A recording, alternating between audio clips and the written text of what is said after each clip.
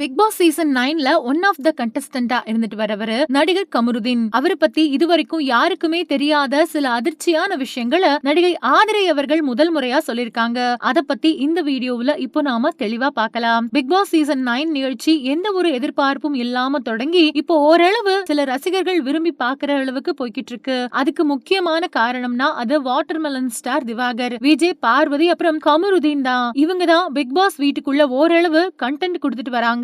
இது ஒரு பக்கம் இருக்கு. இன்னொரு பக்கம் இந்த சீசனோட ஸ்டார்டிங்ல இருந்து நிறைய லவ் கண்டென்ட் தான் ஆளாளுக்கு ட்ரை பண்ணிட்டு வராங்க. அதுல குறிப்பா அரோரா அப்புறம் துஷார் பண்ற விஷயங்கள் இப்போ சமூக வலைதளங்கள்ல வைரல் ஆயிட்டு வருது. அதே சமயத்துல இதுல நடிகர் கமருதீன் அவர்களும் அரோரா கிட்ட லவ் ட்ராக் மாதிரி ஏதோ பண்ணிக்கிட்டு வந்திருக்காரு. மேலும் இத பார்த்துட்டு நடிகை ஆதிரை அவர்கள் அரோரா கிட்ட நடிகர் கமருதீன் அவர்களை பத்தி சில அதிர்ச்சியான உண்மைகளை சொல்லியிருக்காங்க.